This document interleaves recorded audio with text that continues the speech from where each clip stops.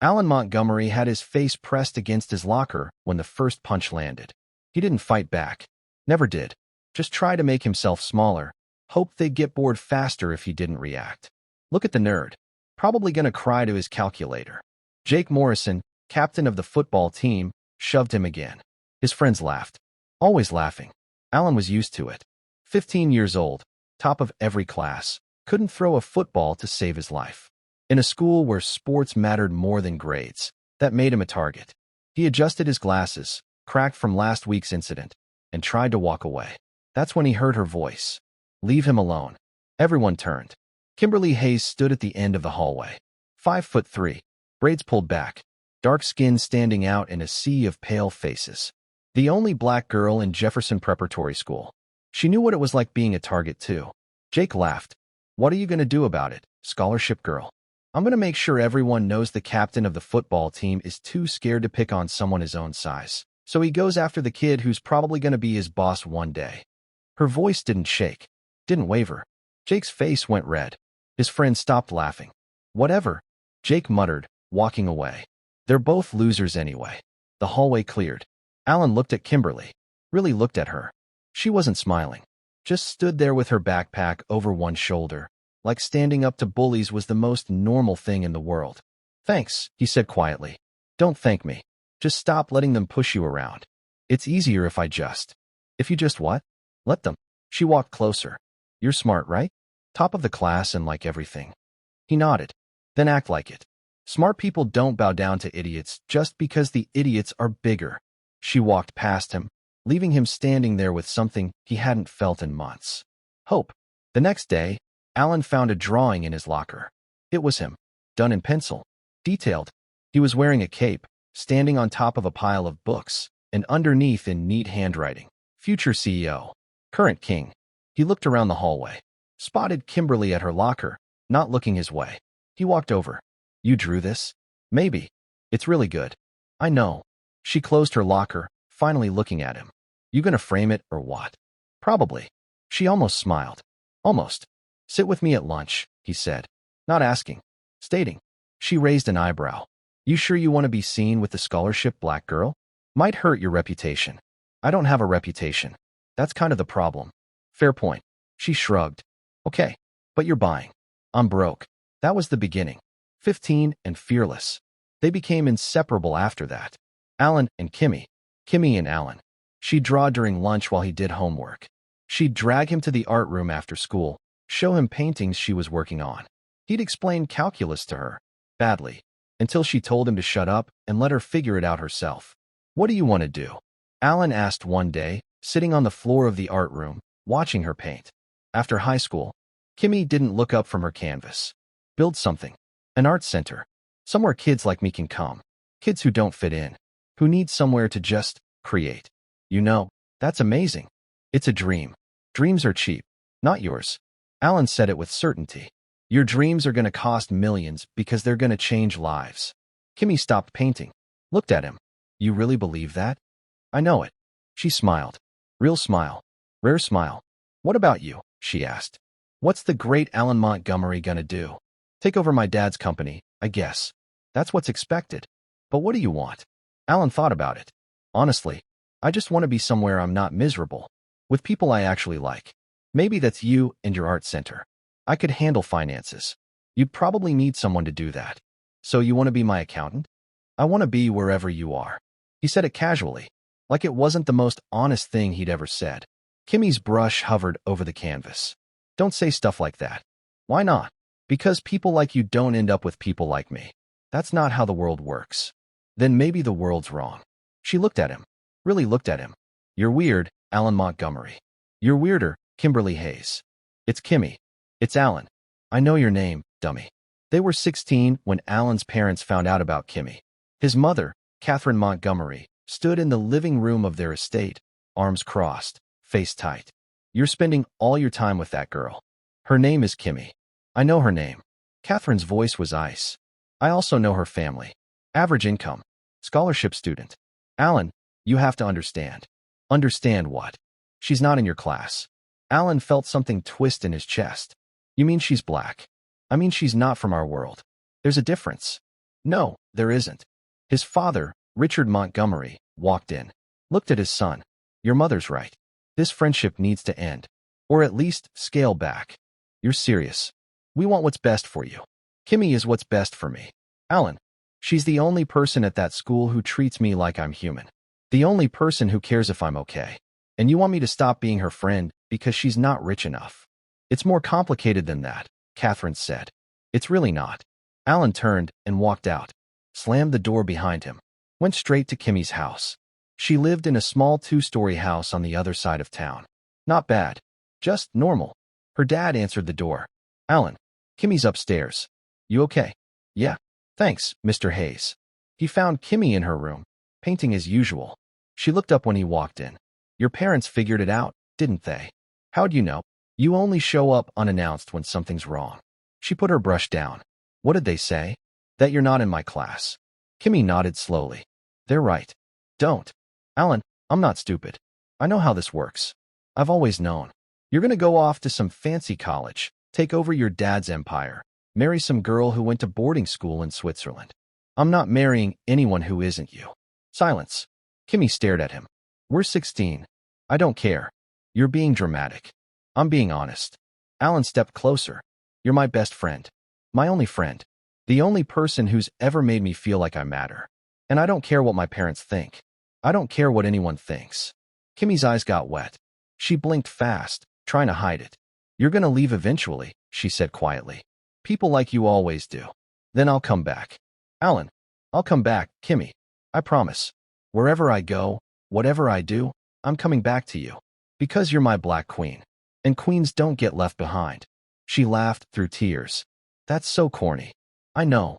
Say it again. You're my black queen. She pulled him into a hug. First hug they'd ever shared. She smelled like paint and coconut shampoo. Don't make promises you can't keep, she whispered. I never do. They were 17 when everything changed. Alan got accepted to Cambridge. Full ride. Business and economics. His parents were thrilled. Kimmy got accepted to a state school 2 hours away. Art program. Partial scholarship. She'd have to work part-time to cover the rest. They had 3 months before everything fell apart. Alan showed up at her house on a Saturday. Her parents were home. Her mom made tea. Her dad sat in his old recliner. I leave next month, Alan said. Everyone knew. But hearing it out loud made it real. We're really proud of you, Kimmy's mom said. Cambridge. That's incredible. Thanks, Mrs. Hayes. Kimmy sat next to him on the couch. Hadn't said anything yet. Can I talk to Kimmy? Outside. Her parents nodded. They went to the backyard. Sat on the old swing set from when Kimmy was little. It creaked under their weight. I can't believe you're really leaving, Kimmy said.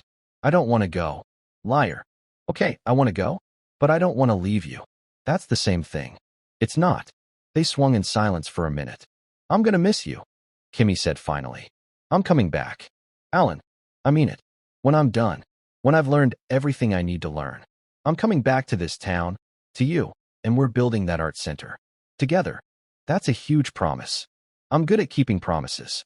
Kimmy looked at him. Prove it. Alan reached into his pocket, pulled out a small box. It's not what you think, he said quickly. It's not. I mean, we're 17. But I wanted you to have this. Kimmy opened the box. Inside was a silver ring. Simple. Elegant. Engraved on the inside. My black queen. Alan, it's a promise. I'm coming back. And when I do, we're doing this right. All of it. But until then, I need you to remember that someone out there thinks you're worth coming back to. Kimmy's hands shook as she took the ring. Put it on. It fit perfectly. You're insane, she whispered. I know. I'm gonna hold you to this. Good. They hugged. For a long time. Her parents watched from the kitchen window, not saying anything. Alan left for Cambridge 3 weeks later. Kimmy went to state school. And life moved on. 15 years later. Alan Montgomery was 31 years old and successful by every metric that mattered. He'd graduated Cambridge top of his class. Came back to the States. Took over his father's company at 25. In 6 years, he'd increased profits by 80%. Expanded into 3 new markets. Made his parents proud. He lived in a penthouse. Drove cars that cost more than houses. Dated women who looked like models because they were models. And he was miserable. His birthday was that week. His parents were planning some massive party. 300 guests. Orchestra. Champagne that cost more per bottle than Kimmy's dad probably made in a month. He couldn't do it. Mom, he said over the phone, I'm not going to be there for the planning. What do you mean you're not going to be here? Alan, it's your birthday party. I know. I'll be back the day before. I need a few days. Days? Where are you going? To see a friend. Silence. Then, you don't have friends. I have one. Alan, I'll be back. I promise. He hung up before she could argue. Packed a bag. Got in his car. Started driving. Back to the town he'd left 15 years ago. Back to the only person who'd ever made him feel like himself. Back to his Black Queen. He remembered the address. Small house. Same as it always was. The paint was peeling a bit more. The grass needed cutting.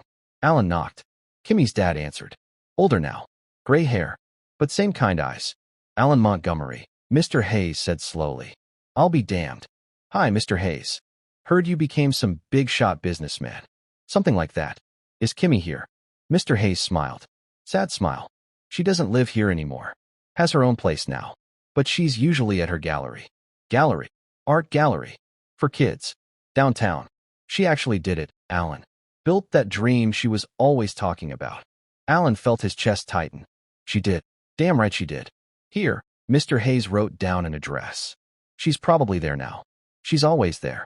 Thank you. Alan. Yeah. Don't break her heart again. I know you didn't mean to the first time. But she never quite got over you leaving.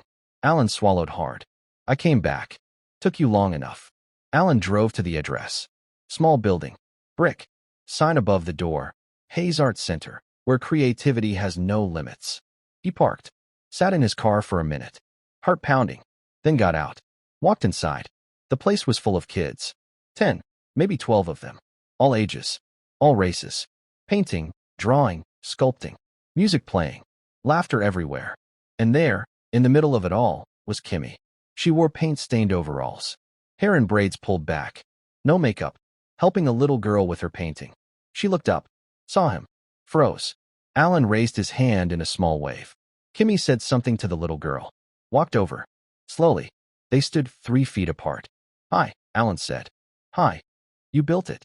The art center. I built it. It's perfect. It's small.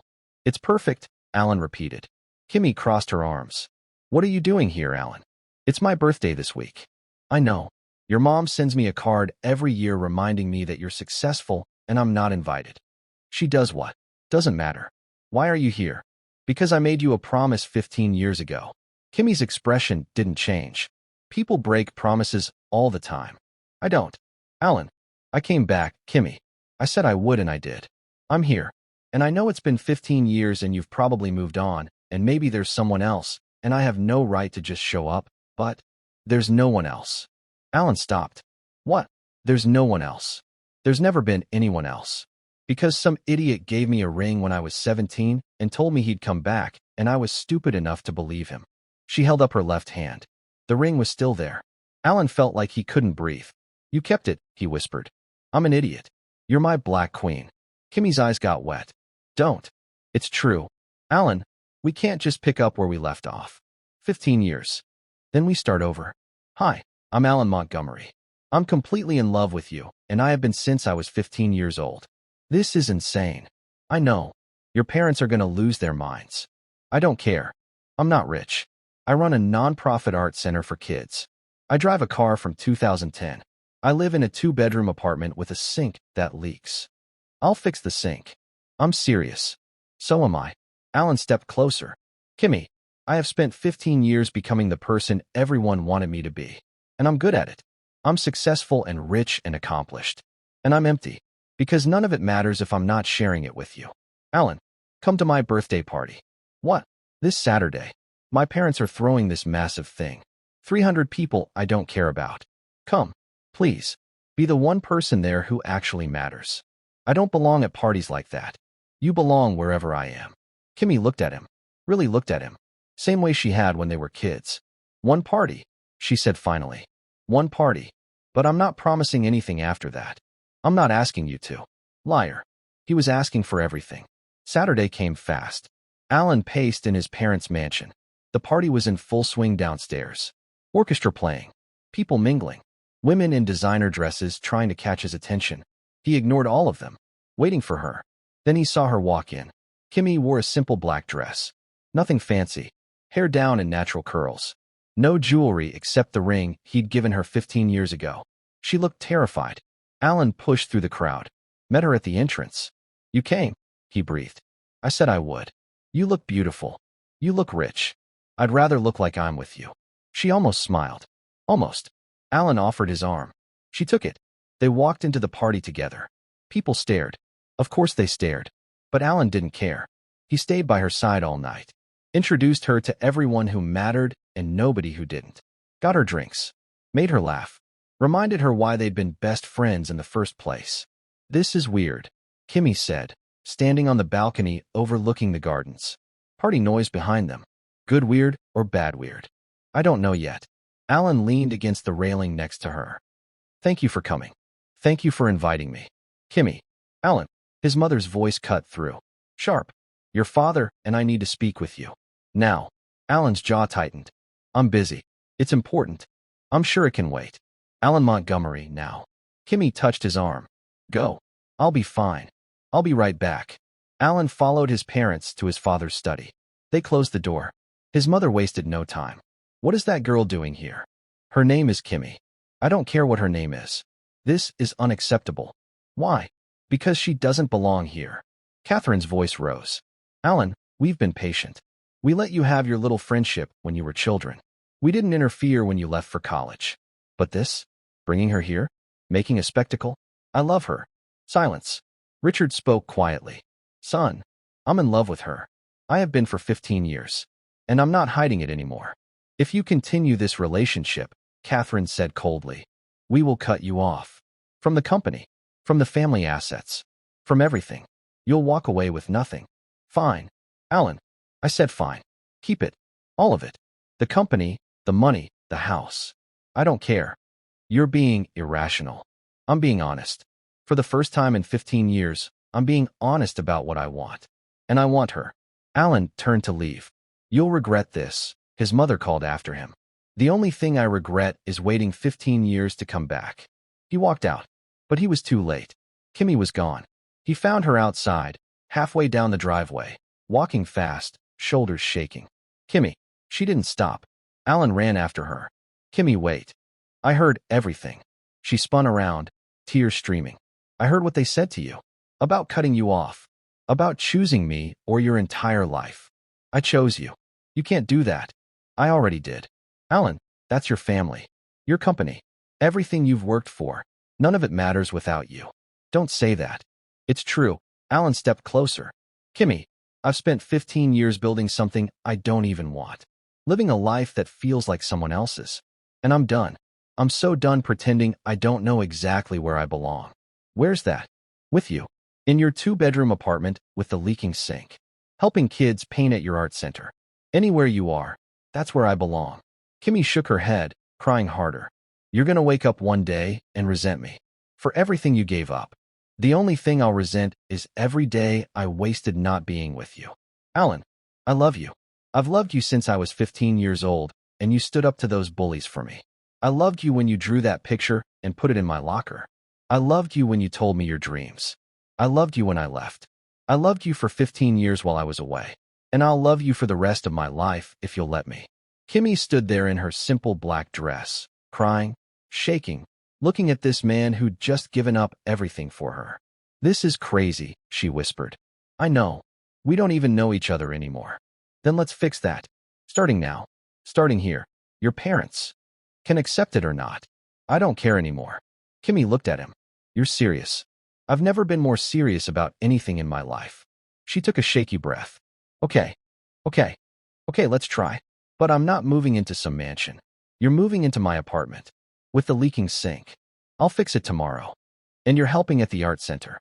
Every day. And if you wake up one day and regret this. I won't. But if you do, I won't." Alan stepped closer, close enough to touch her. "Kimmy, you're it for me. You always have been. And I'm not letting another 15 years pass without you." Kimmy laughed through her tears. "You're still so weird. You're still weirder." She grabbed his shirt and pulled him down and kissed him. First kiss. 15 years in the making.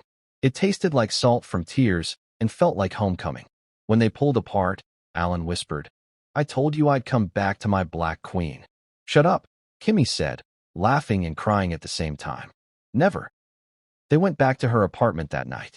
Alan saw the leaking sink, the mismatched furniture, the art supplies everywhere. It's perfect, he said. It's a mess. It's perfect because you're here.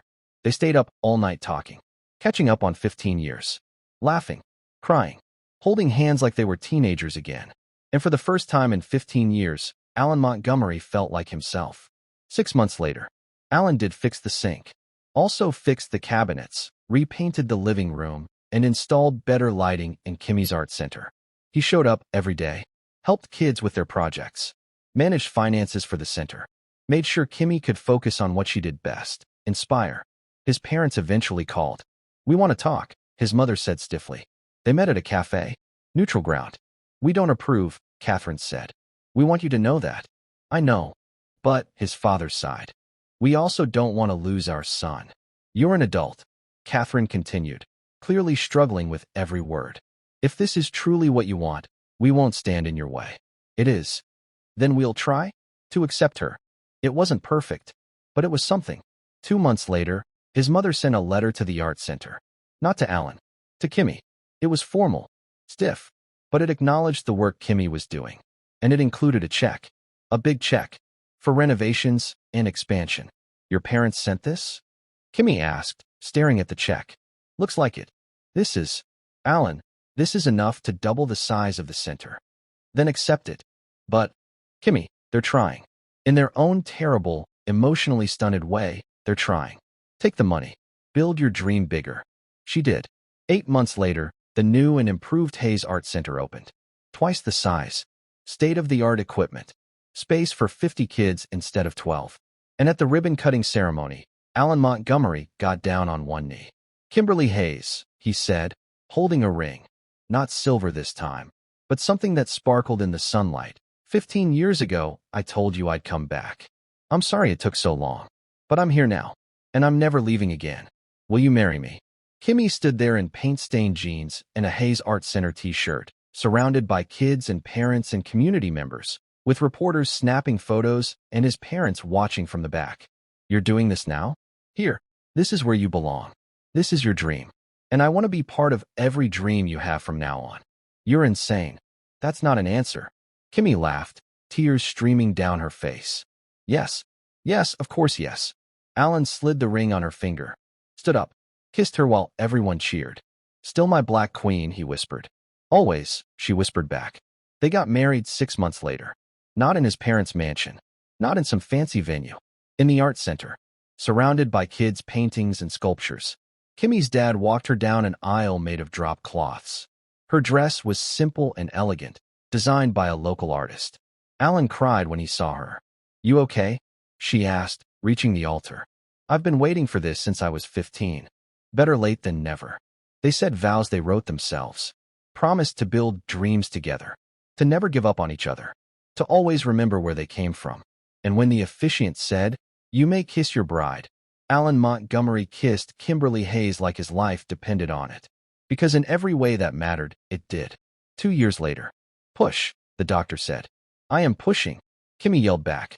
Alan stood next to her, holding her hand, getting his fingers crushed. Didn't care. You're doing amazing, he said. I hate you so much right now. I know. This is all your fault. I know.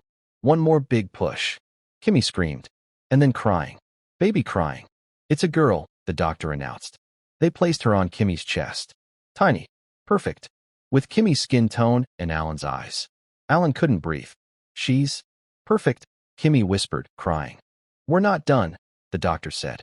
There's another one. Oh my God, Alan said. 3 minutes later, their son arrived. Same skin tone. Kimmy's nose. Alan's chin. Twins. A boy and a girl. Alan looked at his wife, holding their 2 perfect children, and felt something break open in his chest. You good? Kimmy asked, exhausted but smiling. Alan wiped his eyes. I'm home. Took you long enough. Worth the wait. They named them Marcus and Maya. Brought them home to the house they'd bought together. Not a mansion, just a nice 4-bedroom in a good neighborhood near the art center. Alan's parents visited, held their grandchildren. His mother actually smiled. They're beautiful, Catherine said softly. They are, Kimmy agreed. Thank you, Catherine said, looking at Kimmy, for making my son happy. I was wrong about you. I know. Catherine laughed. Actually laughed. You're good for him. I know that too. Years passed. The arts center expanded again. Then again. Became a chain. 5 locations across 3 states. Helping thousands of kids. Alan managed all of it. Stepped away from his father's company completely. Never looked back. Marcus and Maya grew up covered in paint, surrounded by art and love and parents who chose each other every single day. And every year on their anniversary, Alan would look at Kimmy and say the same thing. Still my black queen. And every year, Kimmy would roll her eyes and say, still your weirdo. They lived happily. Not perfectly, because no life is perfect, but happily, because Alan Montgomery kept his promise. He came back to his black queen, and he never left again. The end. True love exists. It waits. It fights. It never gives up. If this story touched your heart, share it with someone who needs to believe in love again. And remember, the right person is always worth coming back to. Subscribe for more incredible love stories. Drop a comment if you believe in second chances. Thank you for watching. Heartsuit.